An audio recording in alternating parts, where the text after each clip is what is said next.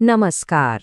तो कभी सोचा है कि जब बारिश में दौड़ा जाए तो पानी की बूंदें हमेशा सामने से ही क्यों आती हैं, भले ही वो सीधे नीचे गिर रही हों? आज हम इसी मजेदार पहेली के पीछे की फिजिक्स को समझने वाले हैं।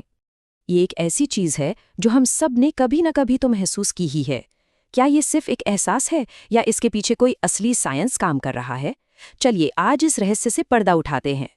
तो चलिए इस पहेली में थोड़ा और गहरा उतरते हैं। जब हम आराम से एक जगह खड़े होते हैं तो बारिश की बूंदें सीधी नीचे आती हैं, लेकिन जैसे ही हम चलना या दौड़ना शुरू करते हैं हमें अपना छाता आगे की तरफ झुकाना पड़ जाता है। सबने ये महसूस किया है ना? और हाँ, ये कोई वहम नहीं है, ये एक असली फिजिकल फिनोमेना है। और सबसे अच्छी बात यह है कि फिजिक्स के पास इसका एक बहुत ही सीधा साधा और बड़ा ही दिलचस्प जवाब है। इस पूरे रहस्य को सुलझाने की जो चाबी है वो एक बहुत ही ज़रूरी कॉन्सेप्ट में छिपी है, जिसे कहते हैं सापेक्ष वेग या रिलेटिव वेलोसिटी। इसे एकदम आसान भाषा में समझते हैं।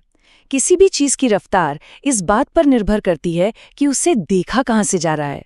मतलब जब हम खुद चल रहे होते हैं तो हमें बाकी दुनिया की रफ्तार कुछ अलग ही महसूस होती है। बस यही है सापेक्ष वेग। अब यहाँ देखिए, नजरिया बदलते ही कैसे सब कुछ बदल जाता है। जो इंसान एक जगह खड़ा है उसके लिए बारिश सीधी नीचे गिर रही है, लेकिन जो दौड़ रहा है उसी के लिए वही बारिश तिरछी होकर आ रही है। सारा खेल देखने वाले की अपनी रफ्तार का है। अच्छा, इसे समझने का सबसे बढ़िया तरीका है इसे ड्रॉ करके देखना। और फिजिक्स में हम इस काम के लिए वेक्टर्स का इस्तेमाल करते हैं, जो कि बस सीधी सीधी तीर की लकीरें होती हैं। तो इस पहेली का पहला टुकड़ा है बारिश की असली रफ्तार। चलिए मान लेते हैं कि कोई हवा नहीं चल रही, तो बारिश की बूंदें सीधे नीचे गिर रही हैं। ये हमारा पहला वेक्टर हो गया, VR। ठीक है, अब आते हैं पहेली के दूसरे हिस्से पर। कोई इंसान आगे की तरफ दौड़ रहा है तो उसकी रफ्तार को हम एक सीधी हॉरिजॉन्टल लाइन से दिखाएंगे। इसे हम VM कह देते हैं। तो अब हमारे पास दो अलग अलग गतियां हैं। अब यहीं पर असली खेल है। ये समझने के लिए कि दौड़ने वाले को बारिश कैसी महसूस हो रही है, हमें उसके नजरिए से सोचना होगा। उसके लिए तो वो खुद रुका हुआ है और बाकी दुनिया हिल रही है। तो फिजिक्स में हम किसी को रोकते कैसे हैं? बड़ा सिंपल है। हम बस उसकी रफ्तार के बराबर लेकिन एकदम उल्टी दिशा में एक वेक्टर ले लेते हैं। मतलब अगर वो आगे जा रहा है तो हम एक पीछे की ओर इशारा करने वाला वेक्टर लेंगे और उसे बारिश के वेग में जोड़ देंगे। और यहाँ देखिए ये जादू कैसे होता है। हम बारिश के वेग जो नीचे की तरफ है से शुरू करते हैं, फिर उसमें दौड़ने वाले का उल्टा वेग यानी पीछे की तरफ जोड़ देते हैं। और इन दोनों को मिलाने से जो तिरछी लाइन बनती है, बस वही वो दिशा है जिससे दौड़ने वाले को बारिश आती हुई महसूस होती है, तिरछी और सामने से। तो चलिए अब सारे टुकड़ों को एक साथ जोड़ते हैं और इस पहेली को हमेशा के लिए सॉल्व कर देते हैं।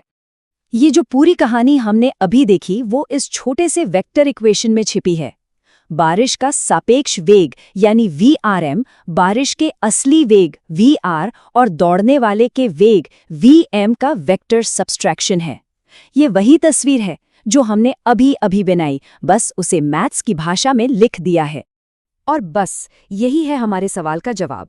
हम छाता इसलिए आगे झुकाते हैं क्योंकि हमारा शरीर बारिश की असली रफ्तार पर नहीं बल्कि उस सापेक्ष रफ्तार पर रिएक्ट करता है जो हमारी अपनी गति की वजह से पैदा होती है।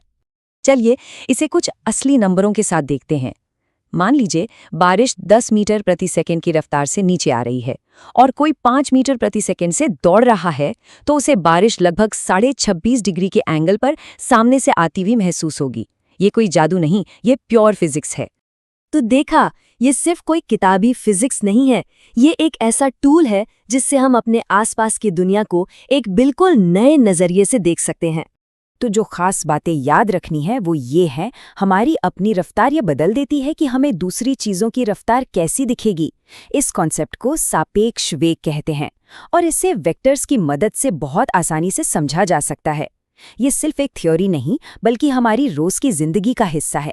अगली बार जब बारिश में निकलें तो पता होगा कि छाता तिरछा क्यों हो रहा है। ये फिजिक्स है जो अपना काम कर रही है।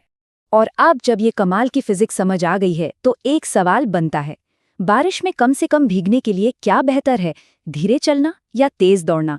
मजे की बात यह है कि इसका जवाब भी इसी सापेक्ष वेग के कॉन्सेप्ट में ही छिपा है। सोचने के लिए एक दिलचस्प सवाल है ना?